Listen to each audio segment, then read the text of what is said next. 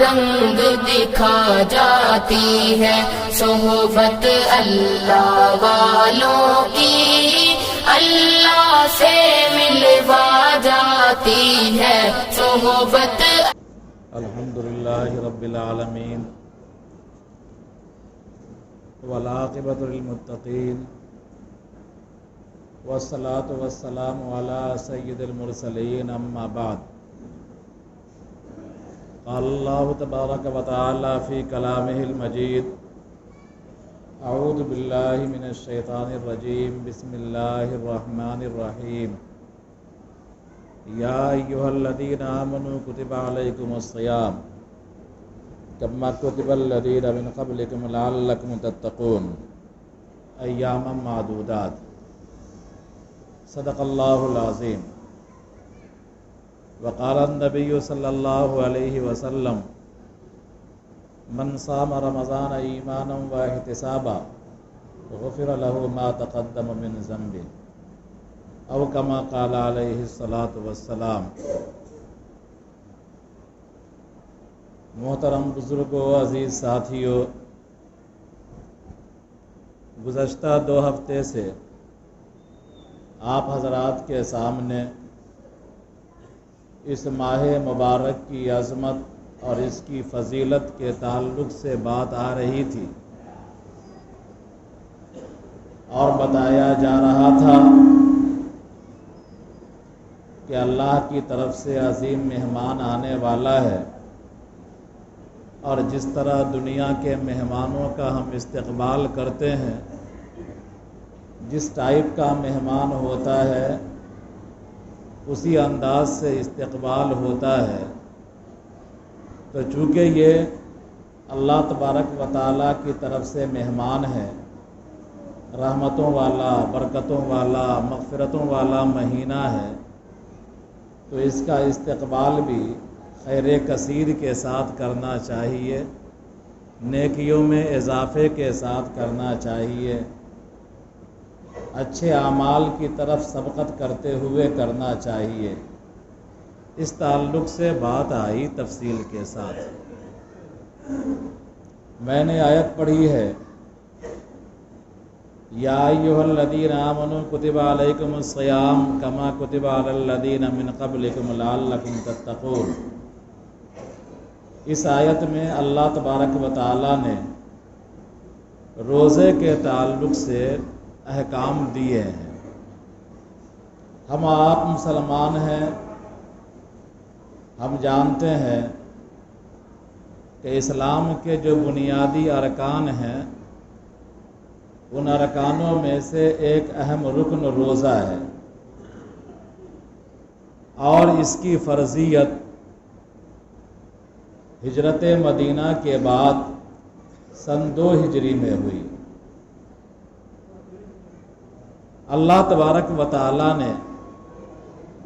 روزے کا حکم دیتے ہوئے، کاہے گھنگھنا رہا ہے آج، آپ کو اٹھنا پڑے گا۔ اللہ تبارک و تعالی نے روزے کا حکم دیتے ہوئے ارشاد فرمایا، یا ایھا الذین آمنوا کتب علیکم الصیام کما کتب علی الذین من قبلکم لعلکم تتقون، کہ اے ایمان والو، تم پر روزے فرض کیے گئے جیسا کہ تم سے پہلی قوموں پر روزے فرض کیے گئے تھے۔ عبادات کی آپ تاریخ پڑھیں گے تو عبادات کی تاریخ اتنی ہی قدیم ہے جتنا کہ انسانوں کی تاریخ قدیم ہے۔ حضرت آدم علیہ السلام سے لے کر نبی کریم صلی اللہ علیہ وسلم تک جتنے انبیاء آئے، تمام نبیوں نے اپنے مخصوص طور طریقوں کے مطابق عبادات کرنے کا حکم دیا۔ نماز کی تاریخ کا آپ مطالعہ کریں گے تو تمام نبیوں کی شریعت میں نماز کسی نہ کسی شکل میں موجود ملے گی۔ زکوٰۃ کی تاریخ کا آپ مطالعہ کریں گے تو تمام نبیوں کی شریعت میں زکوٰۃ کسی نہ کسی شکل میں موجود ملے گی۔ اسی طرح روزے کی تاریخ کا مطالعہ کریں گے تو تمام نبیوں کی شریعت میں روزہ کسی نہ کسی شکل میں موجود ملے گا۔ تاریخ کے اندر آتا ہے کہ حضرت آدم علیہ السلام ایام 20 کا روزہ رکھتے تھے، 13، 14، 15 ہر مہینے کے 13، 14، 15 کی جو تاریخ ہوتی ہے اس کو ایام 20 کہا جاتا ہے، یعنی اس میں دن بھی روشن رہتا ہے اور رات بھی روشن رہتی ہے، چاند تقریباً مکمل رہتا ہے، اس لیے اس کو ایام 20 کہا جاتا ہے، اور بیچ کا بھی ہے اسی لیے بھی۔ تو آدم علیہ السلام ایام 20 کا روزہ رکھتے تھے، اور اکثر انبیاء ایام 20 کا روزہ رکھتے تھے۔ آپ کاؤنٹنگ کر لیجئے تو پتہ چلے گا کہ ایام 20 کا روزہ رکھنے کی پابندی اگر آپ کرتے ہیں تو گویا کہ زندگی کا 10%، زندگی کا جو 10% آپ کے ایام ہوں گے وہ روزوں پر مشتمل ہو جائے گا، اس لیے کہ ایام 20 مہینے میں 3 دن ہوئے، 13، 14، 15، اور مہینہ ہوتا ہے 30 دن کا، 29 دن کا، سال ہوتا ہے 365 دن کا، اس اعتبار سے 12 یا 36 دن ہو جاتے ہیں، اور 36 کو 10 سے گنا کر دیجئے 360 دن ہو جاتے ہیں۔ تو اگر کوئی آدمی ایام 20 کے روزے کی پابندی کرے گا جس طرح آدم علیہ السلام اور تمام انبیاء رکھتے تھے نفلی روزہ، تو گویا کہ اپنے زندگی کا 10% حصہ روزے میں گزار دے گا۔ بہرحال بات نکل گئی دوسری، آدم علیہ السلام ایام 20 کا روزہ رکھتے تھے۔ موسیٰ علیہ السلام کے بارے میں قرآن کریم کے اندر مذکور ہے کہ اللہ تبارک و تعالیٰ نے ان کو 1 مہینہ اعتکاف کرنے کا، کوہ طور پر جا کر کے روزے کے ساتھ عبادات کرنے کا حکم دیا۔ اس کے بعد اللہ تبارک و تعالیٰ نے 10 دن اور بڑھا دیا، 40 دن، اور ان 40 دنوں میں موسیٰ علیہ السلام نے روزہ رکھا، عبادتیں کی، اللہ تبارک و تعالیٰ نے تورات عطا فرمایا۔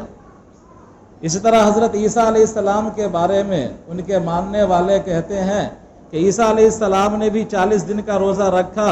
اور اپنے حواریوں کو بھی 40 دن کا روزہ رکھنے کا حکم دیا۔ یہ تو وہ ان مذاہب کے بارے میں ہے جو آسمانی مذاہب کہلاتے ہیں، لیکن وہ مذاہب جو آسمانی مذاہب نہیں کہلاتے ہیں، جو ہماری اور آپ کے نگاہ میں باطل ہیں اور واقعی باطل ہیں،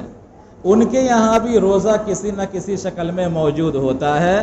برادران وطن کی تاریخ آپ پڑھیں گے تو برادران وطن برت کی شکل میں سال میں 24 دن کا برت رکھتے ہیں، اور کون کون برت ہوتا ہے ہم سے بہتر آپ جانتے ہیں۔ بہرحال شکلیں مختلف ہوتی ہیں۔ اللہ تبارک و تعالیٰ نے فرمایا یا ایھا الذین آمنوا کتب علیکم الصیام کما کتب علی الذین من قبلکم لعلکم تتقون،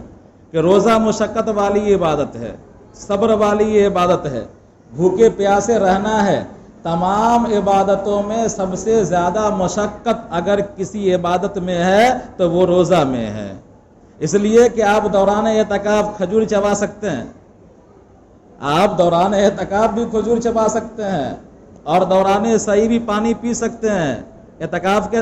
طواف کے دوران بھی پانی پی سکتے ہیں، حج کے دوران کھا پی سکتے ہیں، نماز کا 5 منٹ 10 منٹ کا عمل ہوتا ہے، نماز سے پہلے بھی کھا سکتے ہیں، نماز کے بعد ہی کھا پی سکتے ہیں۔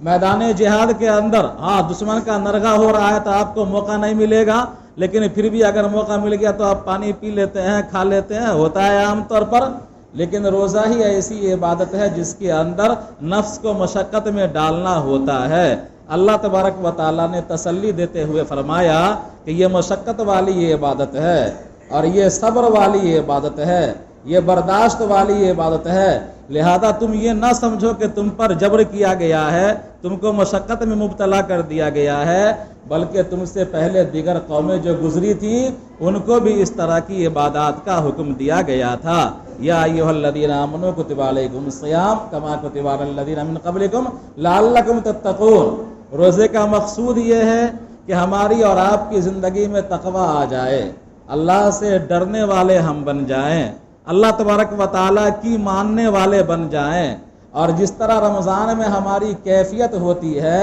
خدا کی قسم اگر یہی کیفیت پورے سال ہو جائے تو فرشتے ہم سے مصافحہ کرنے لگیں گے، دنیا کے اندر جنت کی خوشبو ملنے لگے گی۔ بہرحال تو روزے کا مقصود یہ ہے کہ ہمارے اور آپ کے اندر تقویٰ پیدا ہو جائے۔ بہرحال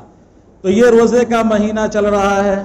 اللہ کا فضل ہے، پورے خشوع خضوع کے ساتھ احترام کے ساتھ ہم اور آپ روزہ رکھ رہے ہیں، اور پورے احترام کے ساتھ روزہ رکھنا چاہیے۔ اللہ تبارک و تعالیٰ کی طرف سے روزے داروں کے لیے بڑے انعامات ہیں جو آپ فضائل اعمال میں سنتے ہیں۔ میں نے حدیث پڑھی ہے کہ من قام رمضان ایمانا و احتسابا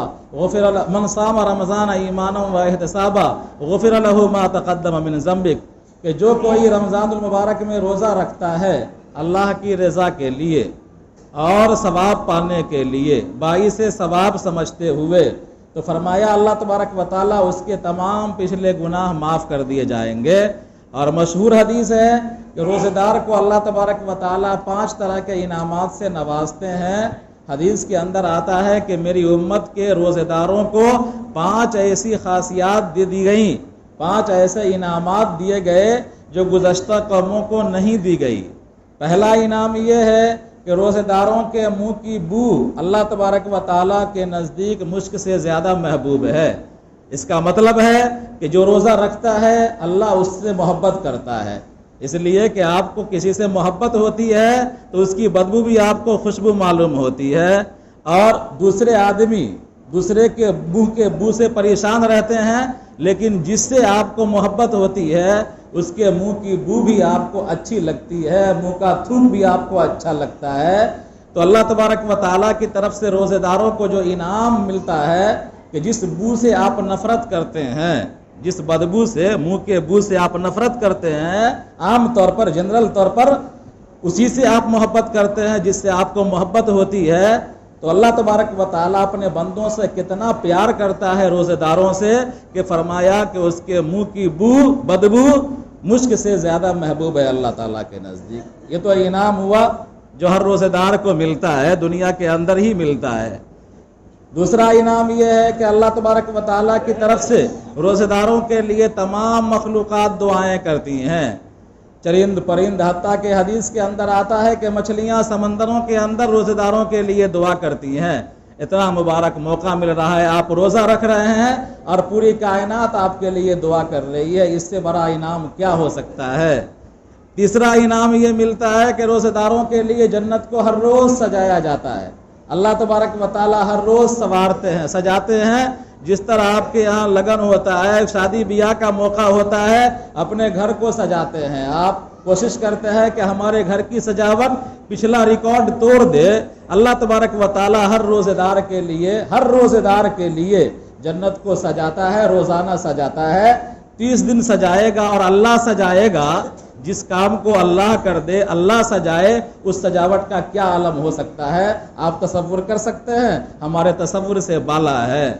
روزے داروں کو جو چوتھا انعام ملتا ہے اللہ کی طرف سے، وہ انعام یہ ملتا ہے کہ روزے داروں کے روزے کی حفاظت کے لیے اللہ تعالیٰ سرکش شیطان کو قید کر دیتے ہیں۔ اتنا بڑا انعام ہے، گناہوں کی طرف مائل کرنے والے جو شیاطین ہوتے ہیں وہ جکڑ دیے جاتے ہیں۔ اب روزے داروں کے دلوں کے اندر گناہوں کا اتنا وسوسہ نہیں آتا ہے جتنا عام دنوں کے اندر آتا ہے، چونکہ نفس ہمارا پرانا پاپی ہے، اب پورے سال پاپ کرتا رہتا ہے، تو نفس کے اثرات سے گناہ کے خیالات آتے ہیں، گناہوں کی طرف ہم مائل ہوتے ہیں، لیکن شیطان کے اثرات سے جو گناہ ہم کرتے تھے، رمضان المبارک کی برکت کی وجہ سے اللہ تبارک و تعالیٰ روزے داروں کی حفاظت کے لیے، ان کے روزوں کو بچانے کے لیے سرکش شیاطین کو قید کر دیتا ہے۔ بہرحال یہ انعام ہے۔ اور 5واں انعام یہ ہے کہ روزے داروں کے لیے مغفرت کا اعلان کر دیا جاتا ہے آخری دن میں۔ صحابہ نے پوچھا یا رسول اللہ وہ آخری موقع کون سا ہوتا ہے؟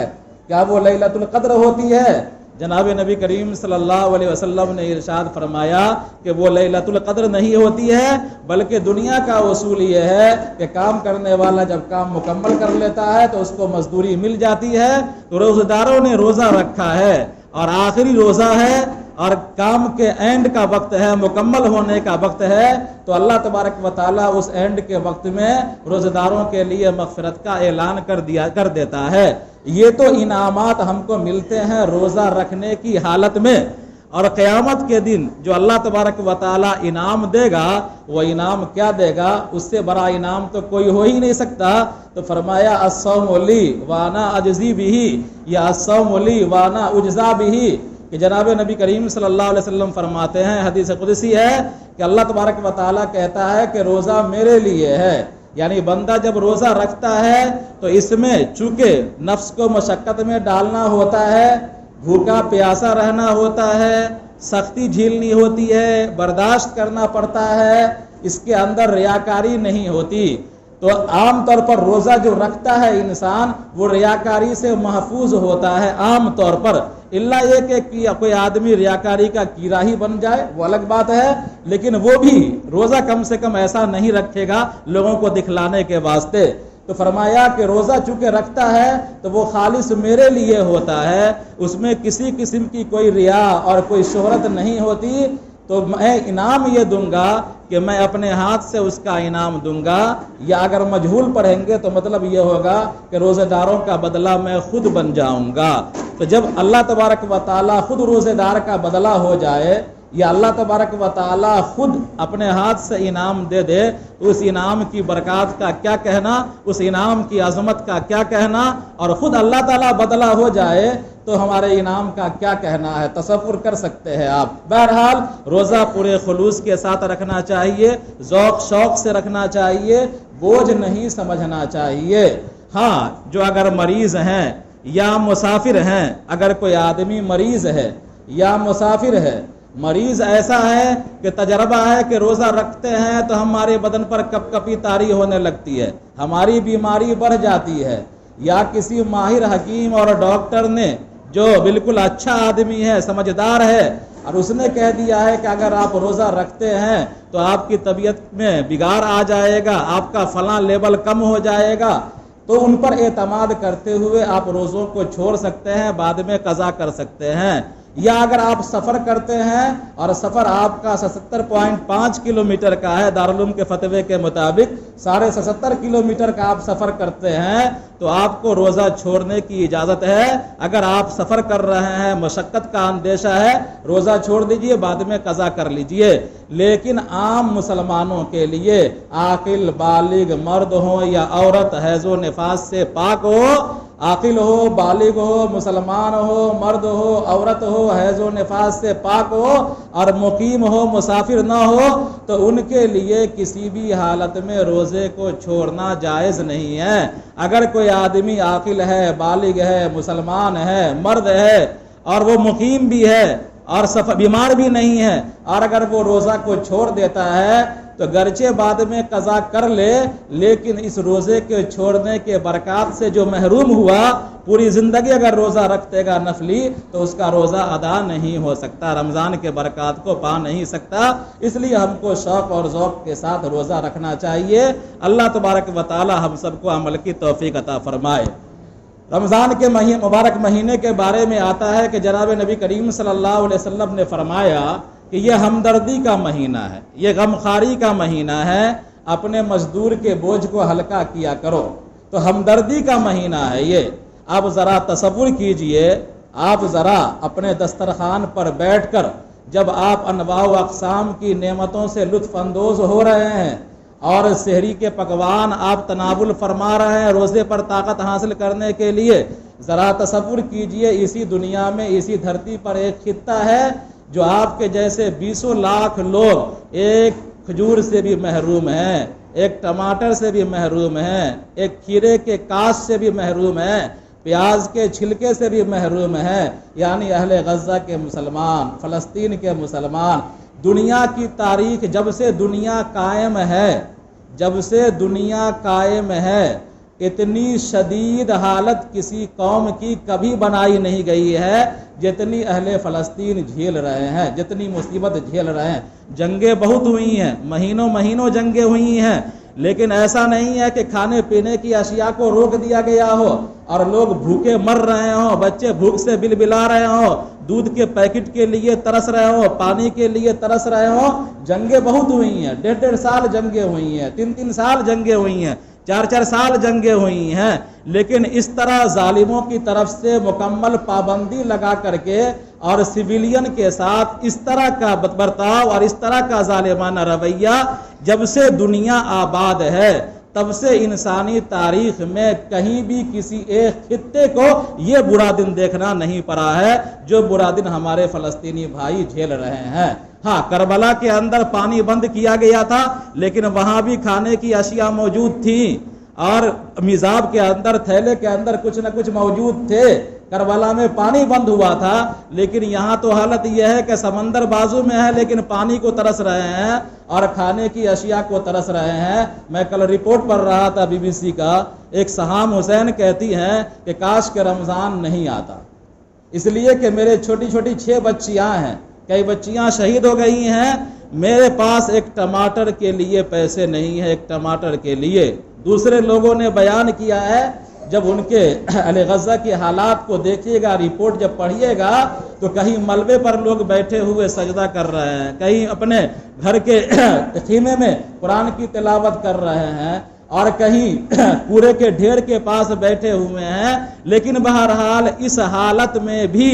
دنیا کی بدترین مصیبتوں سے وہ دوچار ہیں، اس حالت میں بھی اپنا رشتہ اللہ سے جوڑے ہوئے ہیں۔ اور مسجد اقصیٰ میں 31,000 لوگوں نے پچھلے دنوں میں 31,000 لوگوں نے تراویح کی نماز پڑھی ہے مسجد اقصیٰ میں جا کر کے۔ بہرحال تو ان کی ایمانی عظمت ہے، عظمت پر وہ لوگ عمل پیرا ہے، لیکن ہم کو تھوڑی سی اپنے دلوں کے اندر ہمدردی جگانی چاہیے اور دعا کرنا چاہیے ان ظالم عربوں کے لیے جو اسرائیل کے بازو میں ہیں۔ اگر یہ عرب ممالک صرف چاہ لیں اور 10 دن کے لیے اسرائیل کا ناطقہ بند کر دیں اور پابندی لگا دیں کہ ہم تم سے کوئی لین دین نہیں کریں گے، امریکی انتظامیہ سے کہہ دے 2 ٹوک انداز میں تم سے ہمارا سارا کاروبار ٹھپ رہے گا جب تک کہ تم جنگ بندی نہ کرا دو، تو 10 دن کے اندر اسرائیل گھٹنے پر آ جائے گا۔ لیکن امید ہے کہ انشاءاللہ ان روزے داروں کا صبر ضرور رنگ لائے گا، ان معصوموں کا لہو ضرور اللہ تبارک و تعالیٰ کو ترس دلائے گا اور اللہ رحم کرے گا انشاءاللہ۔ آج نہ کل ان ظالموں کے چھکے چھوٹیں گے اور اسرائیل کا وقت آئے گا کہ جب غرقت کا درخت گواہی دے گا کہ یہودی یہاں چھپا ہے، اس کو قتل کرو اور یہاں سے اس کو بھگاؤ، درخت کے پتے پتے چلا کر کے کہیں گے کہ یہودی کو یہاں سے مار کر کے بھگاؤ، یہ ظالم لوگ ہیں، یہ بدترین لوگ ہیں، اور انشاءاللہ غزہ دوبارہ آباد ہوگا اور مسجد اقصیٰ دوبارہ آباد ہوگا۔ بہرحال تو ہم کو تھوڑا سا اس طرف بھی توجہ دینی چاہیے اور اپنے دعاؤں میں ان کو یاد رکھنا چاہیے۔ تیسری بات یہ کہ نماز کے بعد جنازہ ہے، جناب ڈاکٹر موسیٰ صاحب کا انتقال ہو گیا ہے۔ رمضان المبارک میں جس کا انتقال ہو جاتا ہے یا جمعہ کے دن جس کا انتقال ہو جاتا ہے، تو اس ماہ کی عظمت کی وجہ سے یا جمعہ کے دن کی فضیلت کی وجہ سے، ماہ مبارک کی عظمت کی وجہ سے یا جمعہ کے دن کی فضیلت کی وجہ سے اللہ تبارک و تعالیٰ اس سے قبر کے عذاب کو ہٹا لیتے ہیں، اٹھا لیتے ہیں۔ اور ہم دیوبندی لوگ ہیں، ہمارے علماء کا نظریہ یہ ہے کہ اللہ تبارک و تعالیٰ سے امید ہے، اللہ کی رحمت سے، کہ اس ماہ مبارک کی برکت سے، اس ماہ مبارک میں انتقال ہونے کی وجہ سے آخرت میں بھی عذاب کو ہٹا لیں گے۔ یہ اہل سنت والجماعت کا نظریہ ہے، دیوبندی لوگوں کا نظریہ ہے اور ہمارے علماء محققین کا کہنا ہے۔ بہرحال وہ انتقال کر گئے، جمعہ کا دن بھی ہے، ماہ مبارک بھی ہے، اللہ تبارک و تعالیٰ ان کی بال بال مغفرت فرمائے، ان کے درجات کو بلند فرمائے، ان کے سیئات کو معاف فرمائے۔ اللہ تعالیٰ ہم سب کو کہنے سننے سے زیادہ عمل کی توفیق عطا فرمائے۔ ربنا تقبل منا انک انت السمیع العلیم وتب علینا انک انت التواب الرحیم۔